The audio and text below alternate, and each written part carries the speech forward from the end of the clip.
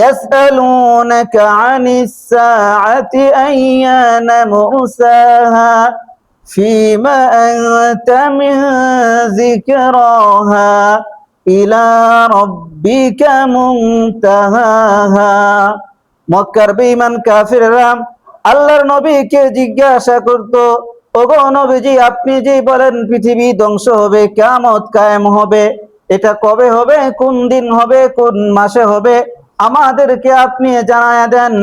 আল্লাহর নবী সাল্লাল্লাহু আলাইহি ওয়াসাল্লাম মক্কার বেঈমান কাফিরদেরকে বলে দিল, ফিমা আনতা মিন যিকরাহা, পৃথিবী কবে ধ্বংস হবে, কিয়ামত কবে কায়েম হবে, এটা বলে দেওয়া আমার দায়িত্ব নয়, এটা বলে দেওয়া আমার আলোচ্য বিষয় নয়।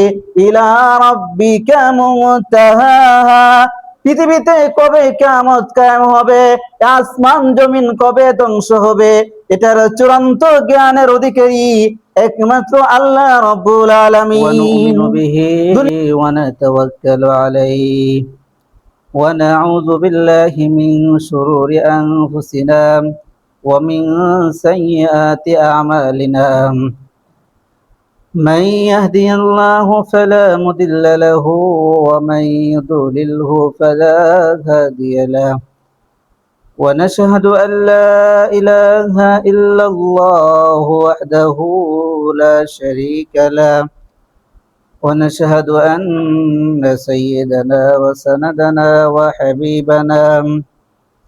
وحبيب ربنا وطبيبنا وطبيب قلوبنا ومولانا محمدا عبده ورسوله صلى الله تعالى عليه وعلى آله وأصحابه وبارك وسلم تسليما كثيرا.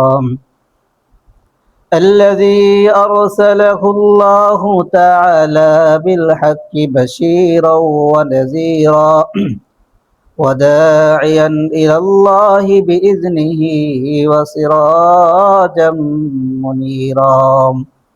أما بعد فأعوذ بالله من الشيطان الرجيم. بسم الله الرحمن الرحيم. إن الله يأمر بالعدل والإحسان وإيتاء ذي القربى وينهى عن الفحشاء والمنكر والبغي يعظكم لعلكم تذكرون. وقال النبي صلى الله عليه وسلم الكيس من دان نفسه لما عمل بعد الموت. আলহামদুলিল্লাহ, আল্লাহ রাব্বুল আলামিনের দরবারে অসংখ্য শুকরিয়া আদায় করছি যে মহান আল্লাহ রাব্বুল আলামিন আমাকে আপনাকে আল্লাহ রাব্বুল আলামিনের ঘর মসজিদে আসার তৌফিক দান করেছেন। সে মহান আল্লাহ রাব্বুল আলামিনের দরবারে সবাই আমরা অন্তরস্থল থেকে শুকরিয়া জ্ঞাপন করি, বলি আলহামদুলিল্লাহ। আমি আপনাদের সামনে কুরআনুল কারীমের সূরা নাহলের 190 নম্বর আয়াতে কারিমা তেলাওয়াত করেছি এবং আল্লাহর নবী সাল্লাল্লাহু আলাইহি ওয়াসাল্লামের অসংখ্য অগণিত হাদিস থেকে হাদিসের একটা অংশ পাঠ করেছি। আল্লাহ রাব্বুল আলামিন যদি তৌফিক দান করেন তাহলে এই আয়াত এবং হাদিসের আলোকে আপনাদের সামনে অল্প কিছু কথা বলবো। মা তাওফিক ইল্লা বিল্লাহ। আসলে সবাই যদি আমরা একসাথে মসজিদে আয়েশা পড়ি সময় মতো, তাহলে আলোচনা করতে সুবিধা, কারণ দেখা যায় অনেকেই পরে আসবে, অনেকে আসতে থাকে, যে কারণে অনেক সময় কথা বলার যে আগ্রহ এটা অনেকটা ফাটল সৃষ্টি হয়। তো আমরা চেষ্টা করব সবাই একটু আগে ভাগে মসজিদে আসার জন্য। আল্লাহ রাব্বুল আলামিন আমার তেলাওয়াতকৃত আয়াতে কারিমায় গোটা উম্মতে মুসলিমাকে বিশেষ একটা নির্দেশ দিয়েছেন। সেটা আল্লাহ রাব্বুল আলামিন বলেন যে ইন্নাল্লাহা ইয়া'মুরু বিল আদলি যে আল্লাহ তাআলা গোটা মানুষ জাতিকে ইনসাফ প্রতিষ্ঠা করার আদেশ করেছেন। তো ইনসাফ কিভাবে প্রতিষ্ঠা হবে, ইনসাফ কাকে বলে, এর ব্যাখ্যায় মুফাসসিরিনে কেরাম লিখেছেন যে আল্লাহ তাআলা যে এখানে ইনসাফ প্রতিষ্ঠা করার আদেশ করেছেন, এর অর্থ হলো, এর মানে হলো যে আল্লাহ রাব্বুল আলামিন গোটা মানুষ জাতিকে একজন আরেকজনের হক আদায় করার নির্দেশ দিয়েছেন। যে মানুষ যেন তার উপর থাকা তার অধীনস্থদের যে হক আছে, যে দায়িত্ব আছে, এটা যেন সে আদায় করে।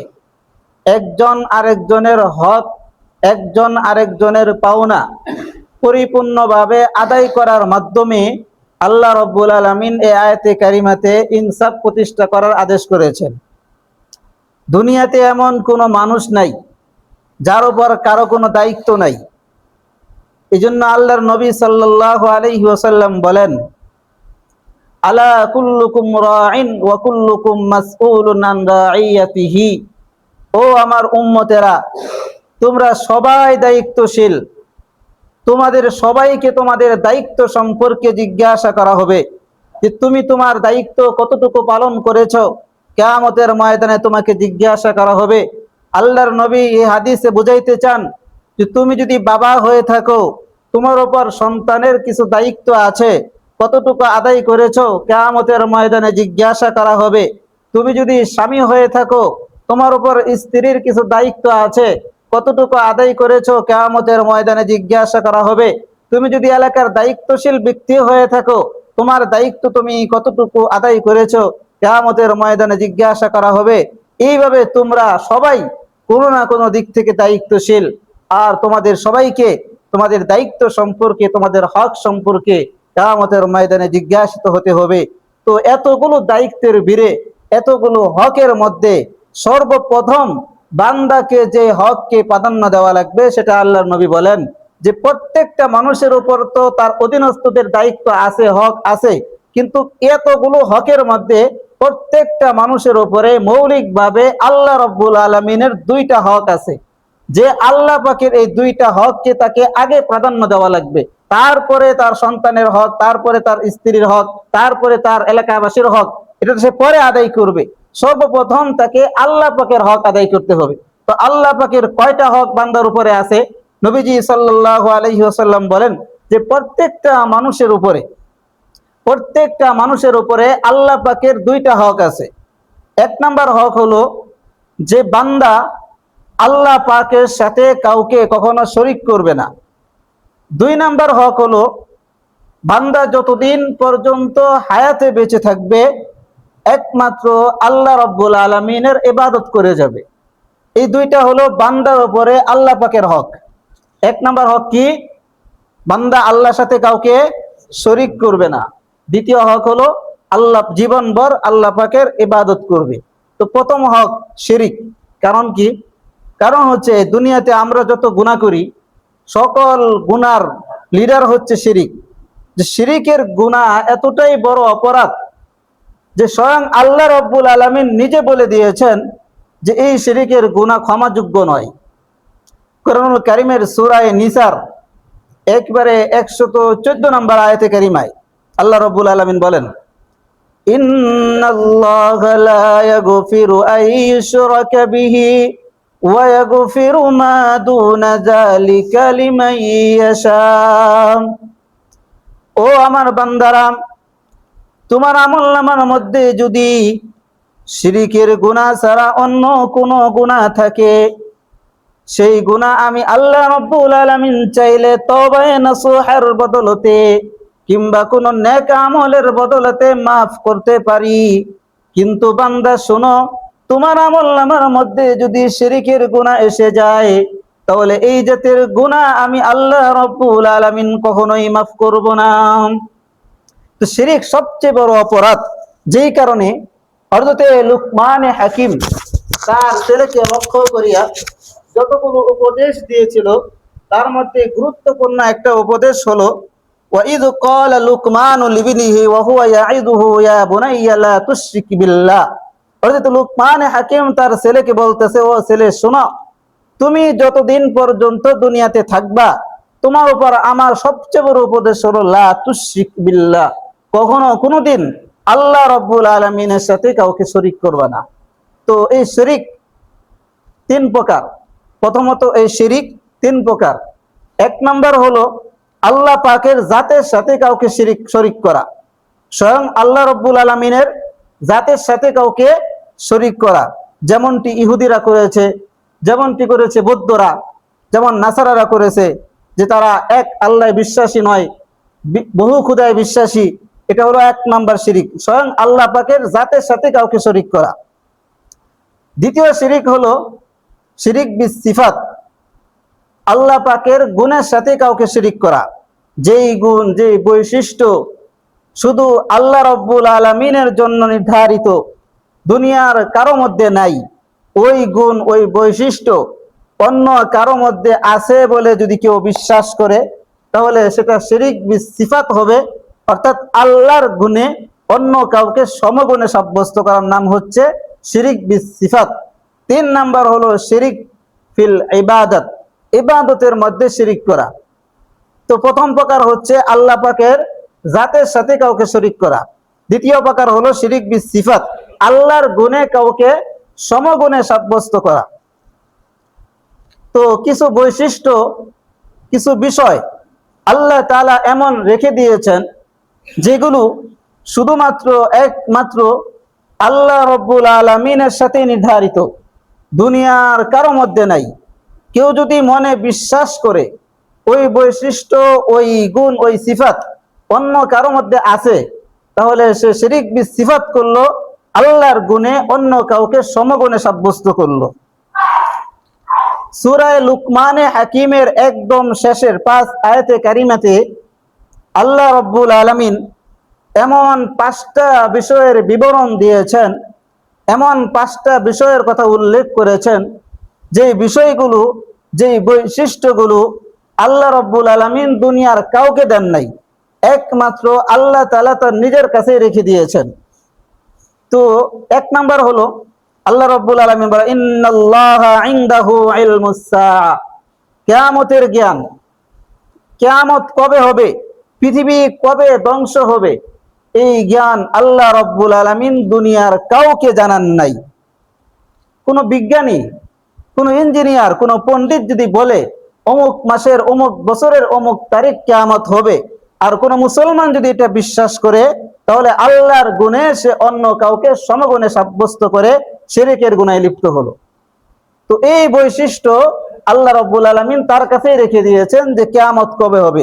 দুনিয়ার কোনো পণ্ডিত, দুনিয়ার কোনো বিজ্ঞান তো দূরের কথা, আল্লাহ রাব্বুল আলামিন যে নবীর কাছে কোরআন নাজিল করেছেন, ওই নবীকে পর্যন্ত আল্লাহ তাআলা জানান নাই যে কিয়ামত কবে হবে।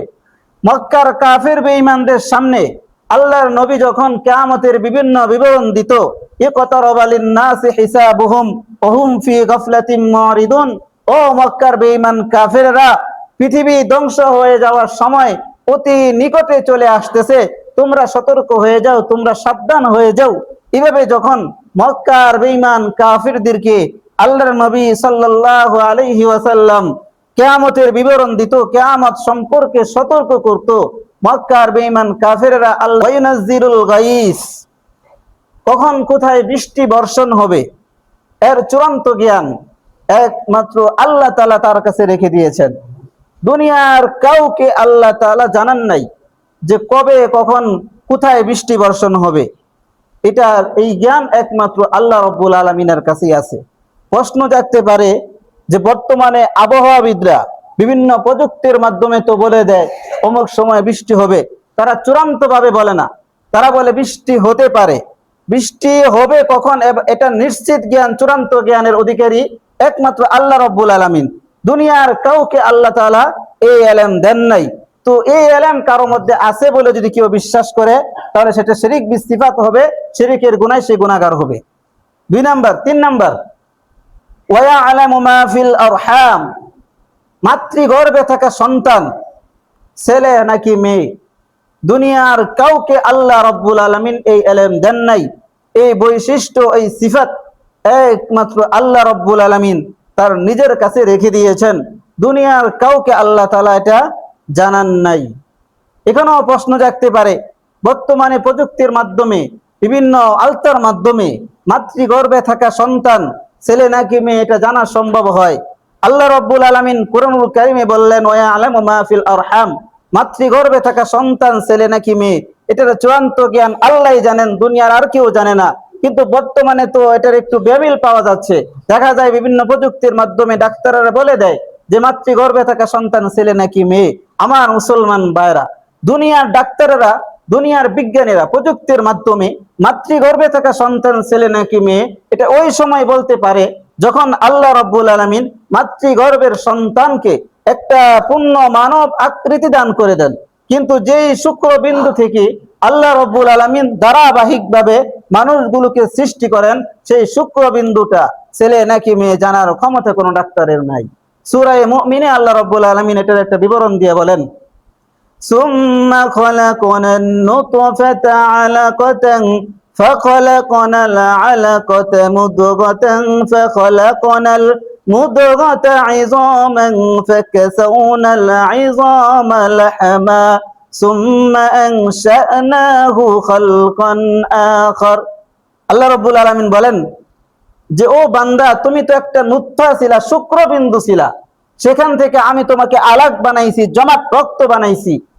সুম্মা আলাকানাল মুদগা, এরপরে সেই জমাট রক্তটাকে আমি আল্লাহ রাব্বুল আলামিন মাতৃগর্ভে একটা মাংসের টুকরা বানাইছি।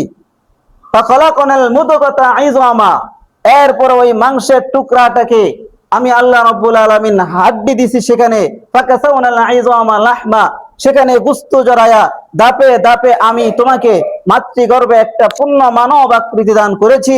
সুম্মা আনশানাহু খালকান আখার, যখন আমি মাতৃগর্ভে সন্তানকে একটা পূর্ণ মানব আকৃতি দান করে দিলাম, তখনই দুনিয়ার মানুষ বিভিন্ন আলতার মাধ্যমে জানতে পারে, বুঝতে পারে মাতৃগর্ভে থাকা সন্তান ছেলে নাকি মেয়ে। কিন্তু যেই শুক্রবিন্দু থেকে, যেই জমাট রক্ত থেকে, যেই মাংসের টুকরা থেকে আল্লাহ রাব্বুল আলামিন এত সুন্দর একটা অবয়ব মাতৃগর্ভে দান করলেন, সেই শুক্রবিন্দুটা, সেই জমাট রক্তটা, সেই মাংসের টুকরাটা ছেলে হবে নাকি মেয়ে হবে জানার ক্ষমতা দুনিয়ার কোন ডাক্তারের, কোন প্রযুক্তির মাধ্যমে সম্ভব নয়। আল্লাহ রাব্বুল আলামিন সেটাই বলছেন, ওয়া ইয়ালামু মা ফিল আরহাম, মাতৃগর্ভে থাকা সন্তান ছেলে নাকি মেয়ে চূড়ান্ত জ্ঞান একমাত্র আমিই রাখি। এখানেও একটা প্রশ্ন আমাদের জাগতে পারে যে আমরা জানি মানুষ হচ্ছে আশরাফুল মাখলুকাত, গোটা সমস্ত সৃষ্টির মধ্যে মানুষ হচ্ছে শ্রেষ্ঠ। তাহলে যেই জাতি এত শ্রেষ্ঠ, সেই শ্রেষ্ঠ জাতিকে কেন এরকম একটা নিকৃষ্ট বস্তু থেকে সৃষ্টি করা হলো? আল্লাহ রাব্বুল আলামিন জানেন যে মানুষ দুনিয়াতে যায় অনেক কিছু হয়ে যাবে, সে অনেক বড় শিক্ষিত হবে, সে অনেক বড় টাকাওয়ালা হবে, সে ক্ষমতাওয়ালা হবে, সে অনেক কিছু আবিষ্কার করবে। যখন সে নিজেকে অনেক বড় একটা পর্যায়ে নিয়ে যাবে, তখন যেন মানুষের মধ্যে অহংকারের মনোভাব না আসে। এজন্য আল্লাহ রাব্বুল আলামিন এরকম একটা সামান্য নগণ্য বস্তু থেকে আমাদেরকে সৃষ্টি করেছেন। সূরা তাহিরের শুরুতেই তো আল্লাহ রাব্বুল আলামিন এর জন্য বলছেন, هل أتى على الإنسان حين من الدهر لم يكن شيئا مذكورا। ও দুনিয়ার মানুষেরা, তোমরা ক্ষমতা পায়া, টাকা পায়া, দুনিয়ার বিভিন্ন সয় সম্পত্তি পায়া কিভাবে অহংকার করো? অহংকারের মনোভাব তোমার মধ্যে কিভাবে আসে? লাম ইয়াকুন শাইআম মাযকুরা, এমন একটা সময় তো তোমার উপর দিয়ে অতিবাহিত হয়েছে যখন তুমি উল্লেখযোগ্য কোনো বস্তু ছিলে না, তোমাকে কেউ চিনতো না, তোমাকে কেউ জানতো না। সেখান থেকে আমি আল্লাহ রাব্বুল আলামিন তোমাকে এত সুন্দর একটা মানব আকৃতি, এত সুন্দর একটা অবয়ব দান করলাম। আজকে তুমি সেই অবয়ব নিয়ে কিভাবে অহংকার করো? আল্লাহ রাব্বুল আলামিন মানুষ যেন অহংকার করতে না পারে, সেই অহংকারী মনোভাব তার মধ্যে আসলে সে যেন তার অহংকারী মনোভাবকে দূর করতে পারে। এজন্য আল্লাহ রাব্বুল আলামিন মানুষ আশরাফুল মাখলুকাত হওয়া সত্ত্বেও এরকম একটা নগণ্য বস্তু থেকে মানুষগুলোকে সৃষ্টি করেছেন। আপনারা অনেকেই দেখেছেন ময়ূর, ময়ূর দেখতে খুব সুন্দর দেখা যায়, যখন সেরকম পেখম মিলে বসে থাকে খুব সুন্দর লাগে। কিন্তু ময়ূর যখন তার পায়ের দিকে তাকায়, ময়ূরের মনটা খারাপ হয়ে যায়, ময়ূর তখন আবার আগের মতো হয়ে যায়। কেন? তার পায়ের দৃশ্য পুরা শরীরের দৃশ্যের সামনে কিছুই না। তো এরকম মানুষের মধ্যে যে যখন অহংকারী মনোভাব আসে, তখন সে যেন তার পিছনের অবস্থার দিকে লক্ষ্য করে যে নগণ্য বস্তু থেকে আল্লাহ তাআলা তাকে সৃষ্টি করেছেন সেটার দিকে লক্ষ্য করে সে যেন তার মনের মধ্যে থেকে অহংকারের মনোভাব দূর করতে পারেন। এজন্য আল্লাহ তাআলা মানুষ আশরাফুল মাখলুকাত হওয়া সত্ত্বেও এরকম নগণ্য বস্তু থেকে মানুষগুলোকে সৃষ্টি করেছেন। 4 নাম্বার, ওয়ামা তাদরি নাফসুম মাযা তাকসিবু গাদা। দুনিয়ার কেউ জানে না আগামীকাল কি করবে। এই জ্ঞান, এই বৈশিষ্ট্য একমাত্র আল্লাহ রাব্বুল আলামিন তার কাছে রেখে দিয়েছেন। আমরা এখানে যারা আছি আমাদের কারো ক্ষমতা নাই এই কথা বলতে পারবো যে আগামীকাল এই সময়ে আমার দ্বারা কি হবে, আমি কোথায় থাকবো, আমি কি করব, এই কথা বলার ক্ষমতা আমাদের কারো আছে কি? কারো নাই। একমাত্র আল্লাহ রাব্বুল আলামিন জানেন এই সময়ে আগামীকাল আমার দ্বারা কি হবে। 5 নাম্বার, ওয়ামা তাদরি নাফসুম বিআইয়ি আরদিন তামুত। কখন কোথায় কার মৃত্যু হবে, কোন জায়গায় তার মরণ হবে, এটার চূড়ান্ত জ্ঞান একমাত্র আল্লাহ রাব্বুল আলামিন তার কাছে রেখে দিয়েছেন, দুনিয়ার কাউকে জানান নাই। এই 5টা বিষয় একমাত্র আল্লাহ রাব্বুল আলামিনের সাথে সম্পৃক্ত। যদি কেউ মনে করে এই 5টা বিষয়ের অধিকারী অন্য কেউ হতে পারে বা অন্য কারো মধ্যে এই জ্ঞান, এই বৈশিষ্ট্যগুলো আছে, তাহলে সে আল্লাহর গুণে অন্য কাউকে সমগুণে সাব্যস্ত করার কারণে শিরকের গুনাহে লিপ্ত হলো।